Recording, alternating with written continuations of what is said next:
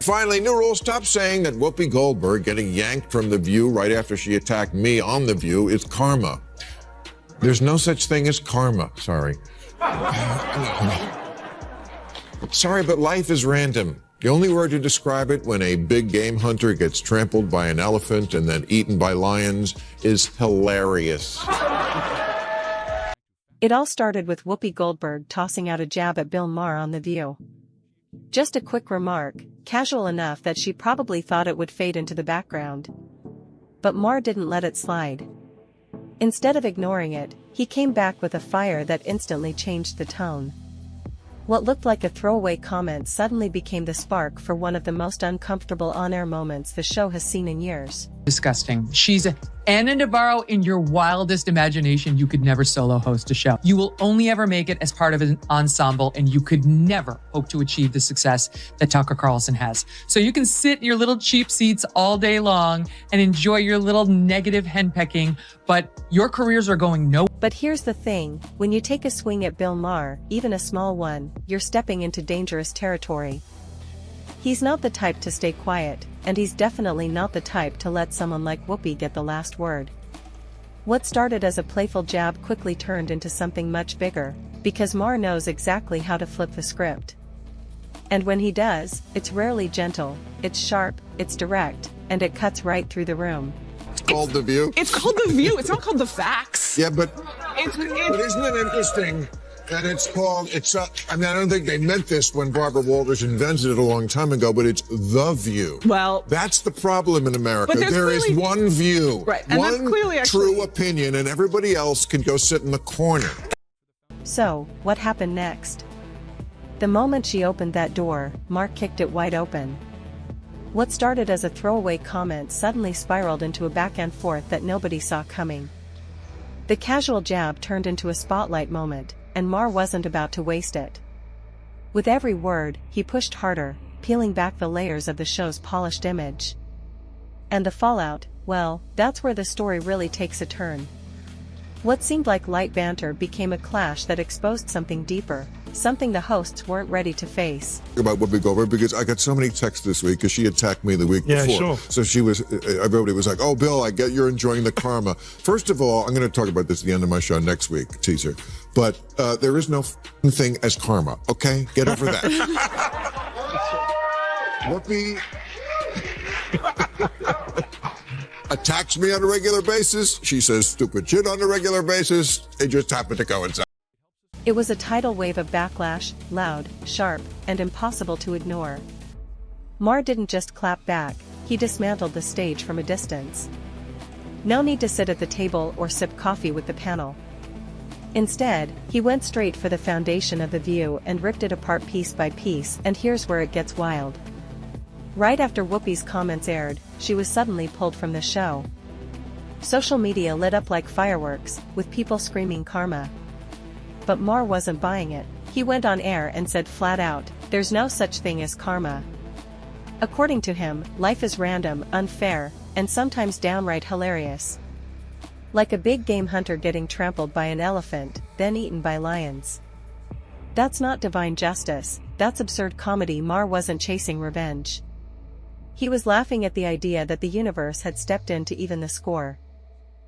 Hot mess that they air in the mornings, called The View, had to issue not one, not two, not three, but 4 corrections, legal corrections. 4 legal notes. We only have 3 of them on camera, but look at this. But before we dive back in, take a second to hit that like button and subscribe to the channel.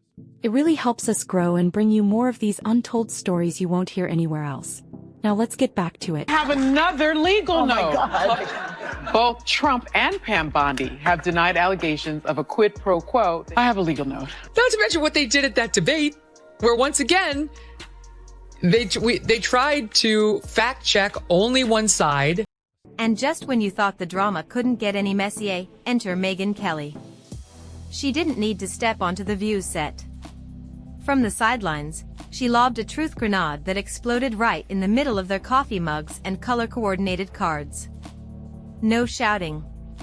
No theatrics. Just cold precision, Kelly calmly ripped into the show with the kind of accuracy that leaves no room for defense. She said what millions had been thinking but never dared to say, an overproduced echo chamber dressed up as a talk show. And she didn't stop there. She went after the format itself, pointing out that the hosts weren't debating anything. They were just playing a scripted game of synchronized outrage. I mentioned this karma stuff on the show last week because I was relating how many texts and emails I got from people congratulating me on receiving a karmagram from the universe. One person talks, the others nod along. And the second a guest dares to bring in a fresh perspective, they get shut down instantly. No real debate. No honest pushback. Just pure performance, like a script being acted out instead of a conversation being had. Trump will be sworn in as the 47th president of the United States, yay, on January 20th of this month. Not everyone's happy about it, and many people would like us to be more focused on the insurrection that he personally unleashed, if you ask them, as we discussed earlier. Now, this is where the fire really starts. Megyn Kelly didn't just throw shade, she dragged the whole table. She said the view is where logic goes to die. They think it's as bad as, like, the Holocaust, and you don't have to take my word for it. Here is Sunny Hostin of January The View 6th was an today. atrocity. It was one of the worst moments in American history. And when you think about the worst moments in American history, Kelly called out the endless loop of virtue signaling, the one-view-fits-all mentality, and the fake empowerment that flips toxic the second anyone dares to disagree. And here's the kicker, the ladies of The View didn't even swing back. No fiery defense. No clapbacks. Not a word, just silence. Almost like they knew, deep down, she had struck the exact nerve they've been trying to hide. One woman. One mic, zero mercy. And that single monologue ended up leaving a deeper mark than an entire week of The View's carefully staged episodes combined. you know, like World War II, things that happened, you know, like the Holocaust, chattel slavery. Yeah, the January 6th is right up there next to the Holocaust and slavery. Now, this is where the fire really starts. Megyn Kelly didn't just throw shade, she dragged the whole table. With one sharp line, she cut right to the core. The View is where logic goes to die. It wasn't a joke. It wasn't a punchline.